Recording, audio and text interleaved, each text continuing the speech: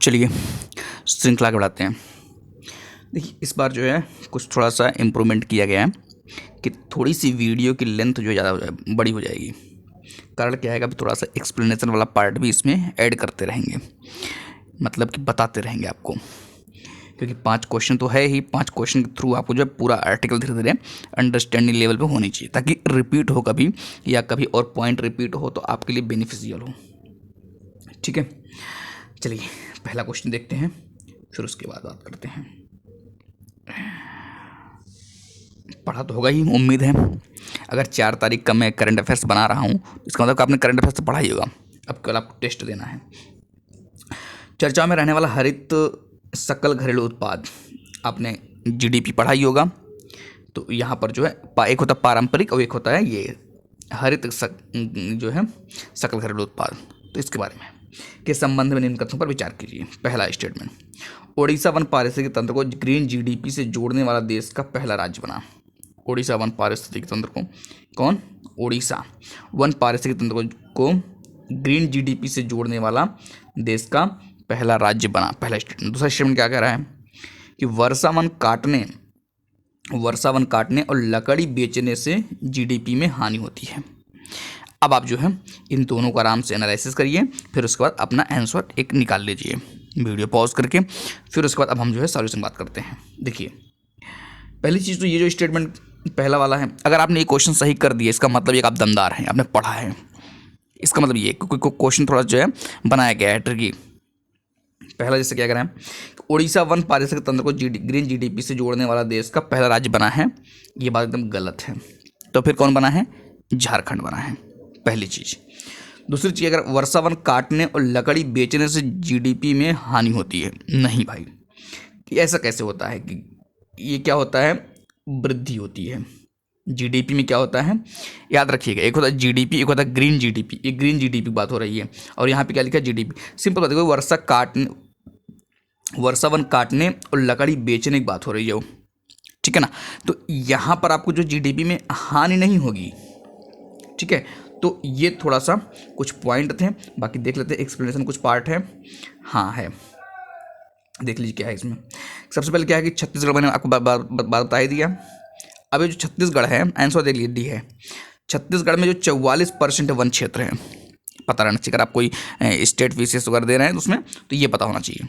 और एक चीज़, ये जो ग्रीन जीडीपी है आपका, कौन? Green GDP. Green GDP basically है क्या?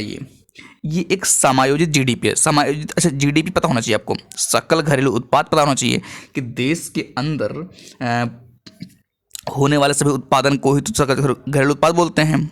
घरेलू टाइप का बेसिक आपको पता होगा, नहीं पता होगा फिर कभी डिस्कस करेंगे अच्छे से, है ना। लेकिन इतना मैं मान खेल रहा हूँ, पता होगा आपको। तो इसी को जब समायोजित कर दिया जाता है, जो जीडीपी होता है उसी को समायोजित किसके रिस्पेक्ट में? पर्यावरण की दृष्टि से। पर्यावरण की दृष्टि से अगर उसको समायोजित कर दिया जाता है तो वही क्या हो जाता है? ग्रीन जीडीपी हो जाता है। तो ये बेसिकली क्या है, एक अंडरस्टैंडिंग लेवल पे आप समझते रहिए, तो ज़्यादा टाइम लग जाएगा। एक ही क्वेश्चन डिस्कस करने में 3-4 मिनट चल जाएगा, है ना। टाइम भी ध्यान रखना पड़ता है, लेकिन फिर भी ट्राई करेंगे कि एक ही क्वेश्चन से आपको 2-4 डायमेंशन अच्छे से कवर कराया जाए, ताकि क्वालिटी से मुरव्वत नहीं कर सकते आप, क्योंकि यूपीएससी का पेपर भाई हल्के में नहीं ले सकते हैं। चलिए ये क्वेश्चन ट्राई करिए। हाल ही में चर्चा में रहा बैंक नेट, सुना होगा आपने। स्पेलिंग देखिएगा, स्पेलिंग BANKNET है, BAN के नहीं है, याद रखिएगा। के बारे में सही विकल्प का चयन कीजिए। पहला स्टेटमेंट, इसे आरबीआई द्वारा लॉन्च किया गया। बी, इसमें फ्लैट नहीं शामिल है। सी, यह सभी सार्वजनिक क्षेत्र के बैंकों से ई नीलामी परिसंपत्तियों के बारे में जानकारी को एकत्रित करता है। डी, उपरोक्त में से कोई कथन सही नहीं है। अब आप अपना विकल्प चुन लीजिए कि आपने क्या आंसर अपने हिसाब से मारा है इस पर, फिर उसके बाद एनालिसिस करते हैं। उम्मीद है कि आप देख लिए होंगे। बैंक नेट देखिए क्या है, इससे आरबीआई द्वारा लॉन्च किया गया। सबसे पहली बात, आरबीआई नहीं है। यूपीएससी एकदम पैटर्न फॉलो कर, एकदम टेंशन मत लीजिएगा, जैसे यूपीएससी खेलता है वैसे खेला जाएगा। कौन करता है? वित्त मंत्री करते हैं। कौन करते हैं? किसने लॉन्च किया? वित्त मंत्री लॉन्च किया, ठीक है। ये पहली चीज़। दूसरी चीज़ क्या है, इसमें फ्लैट नहीं शामिल। कॉमन सेंस में अगर आप मारेंगे तो निगेटिव स्टेटमेंट थोड़ा सा सावधान रहने की जरूरत होती है यूपीएससी के स्टेटमेंट में, तो आपको भी यहाँ पर सावधान रहने की जरूरत थी कि फ्लैट नहीं शामिल है। तो हो सकता है कि भाई शामिल हो, नहीं लिखने की जरूरत क्या है। देखिए हम क्वेश्चन बनाते हैं ना, हमको पता रहता है माइंडसेट किस तरह का होता है, तो इसमें फ्लैट नहीं शामिल है। अगर आपको लगता है तो जो भी आप पढ़े होंगे, लेकिन ये कोई स्टेटमेंट गलत है। पहला गलत, दूसरा गलत। अच्छा, यह सभी सार्वजनिक क्षेत्र के बैंकों से, अच्छा कुछ लोग यहाँ पे डाउट कर जाएंगे कि सभी सार्वजनिक क्षेत्र, सही बात है भाई, सभी सार्वजनिक क्षेत्र के बैंकों से ई नीलामी परिसंपत्तियों के बारे में जानकारी को एकत्रित करता है, ठीक है। ये स्टेटमेंट में आपको कुछ गड़बड़ी दिखना भी नहीं चाहिए। ये स्टेटमेंट पूरी तरह से क्या है, सही है। बाकी आंसर क्या होगा, आंसर हो जाएगा सी। ये बेसिकली आपने क्या सही मारा है ये आपके ऊपर निर्भर करता है। कुछ इसमें दिए गए हैं क्या एनालिसिस टाइप का, देख लेते हैं व्याख्या में।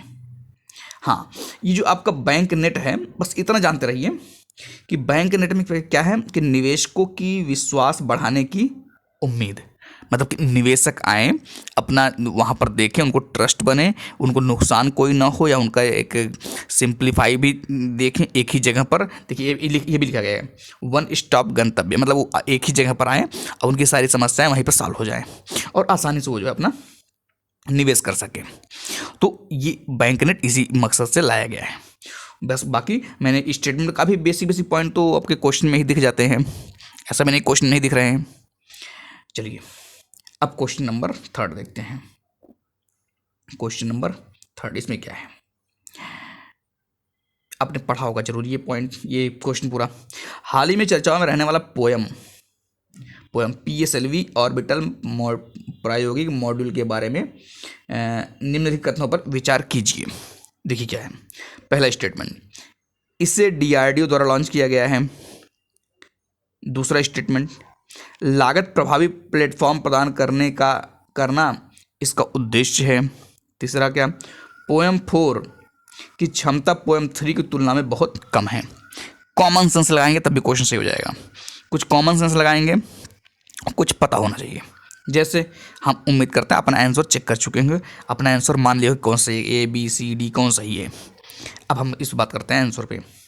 इसे DRDO द्वारा लॉन्च किया गया, गलत बात है। कौन, उसरो नहीं, इसरो है। लागत प्रभावी प्लेटफॉर्म प्रदान करना इसका उद्देश्य है।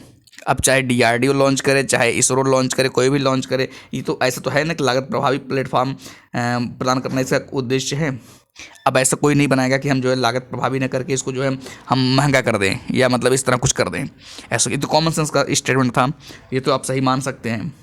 पोयम 4 की क्षमता पोयम 3 की तुलना में बहुत कम है, कॉमन सेंस की बात है।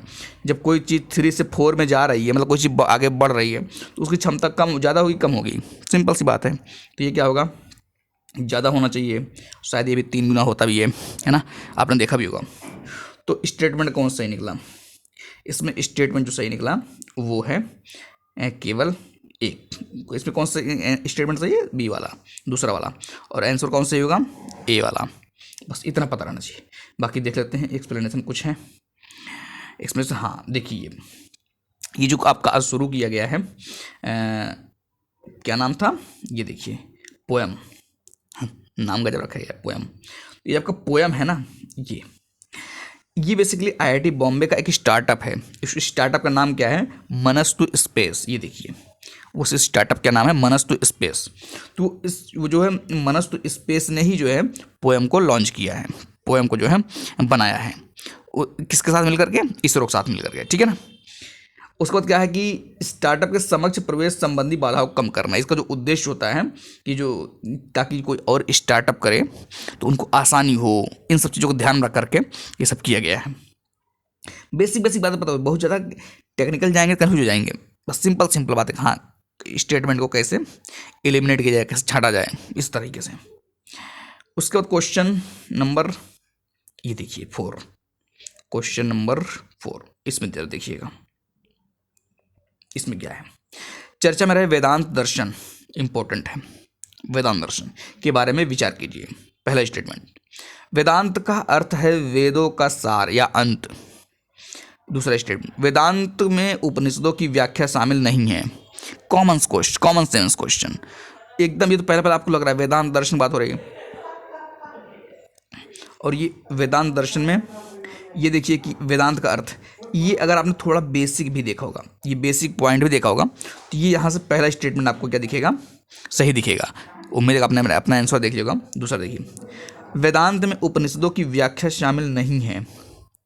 अब नहीं है निगेटिव स्टेटमेंट, कॉमन सेंस का मार दें तभी सही हो जाएगा। लेकिन वेदांत में उपनिषदों की व्याख्या शामिल नहीं है, ऐसा कोई लिखने का स्टेटमेंट औचित्य ही नहीं बनता है। क्यों नहीं हो सकता? वेदांत में उपनिषदों की व्याख्या क्यों नहीं हो सकती है ना? अगर इस तरह कहते कि वेदांत में उपनिषदों की व्याख्या शामिल है, तो हो सकता है शामिल व्याख्या का, लेकिन वही चीज़ है कि अब आप नहीं पढ़े हैं तो आप कॉमन सेंस नहीं मारेंगे, रिस्क नहीं लेंगे, फिर तो आपको भी दिक्कत ही है। सीधे इतना इस आसान क्वेश्चन नहीं बनाया जाएगा। अगर आप PYQ देखे होंगे तो आपको पता चलेगा। तो आंसर क्या निकल गया? आंसर निकल गया कि ये तो सही है पहला वाला, और ये दूसरा वाला गलत है। आंसर क्या निकल गया? आंसर निकला ए। आंसर कौन सा के बारे में देखिए गलत आंसर है, ठीक है ना। पहला स्टेटमेंट सही है और दूसरा क्या है, गलत है। इसमें आंसर क्या होगा? इसमें आंसर ए होगा, ठीक है। देख लीजिए ऐसे गलती हो जाता है, कभी आंसर ही गलत हो जाता है। व्याख्या में कुछ है, देख लेते हैं एक बार व्याख्या में। ये देखिए यहाँ पर वेदों का सार उपनिषदों में है। वेदों का सार उपनिषदों में है, ठीक बात है, दिख रहा है चीज। उत्तर मीमांसा फेमस ही है।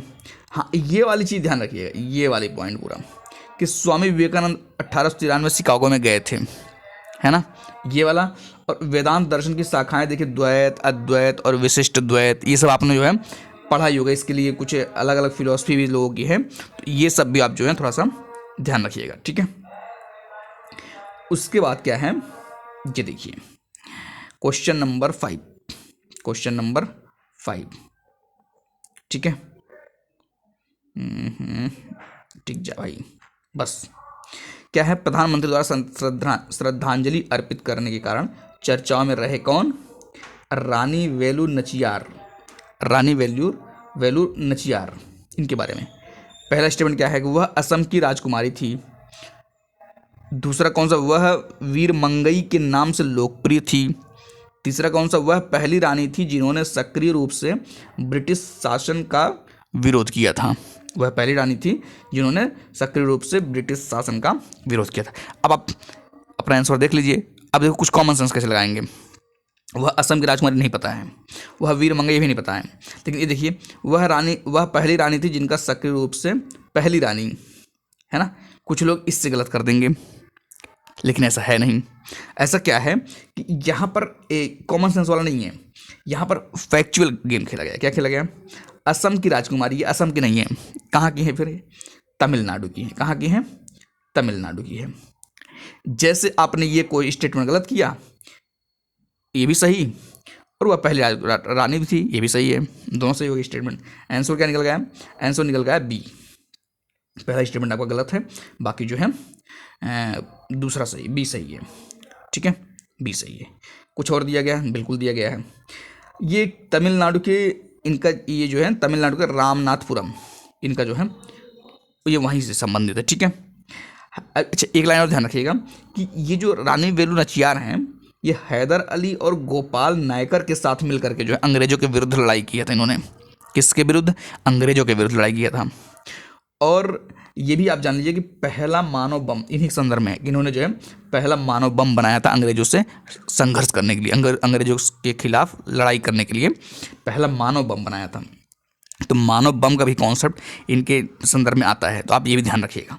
कभी अगर भविष्य में चर्चा हो मानव बम से बारे में, या हैदर अली, गोपाल नायकर, या तो ये सब चीज़ें आपको जो है क्लियर होनी चाहिए। तो उम्मीद है ये 5 के 5 क्वेश्चन आपके कॉन्सेप्ट में, आपके जो है पॉइंट में कुछ इंक्रीमेंट किए होंगे, जरूर किए करेंगे। आपको नोट्स में भी 2-4 पॉइंट जो है शामिल जरूर होंगे, ठीक है। तो आज के लिए इतना रखते हैं, बाकी मिलेंगे नेक्स्ट वीडियो में, ठीक है।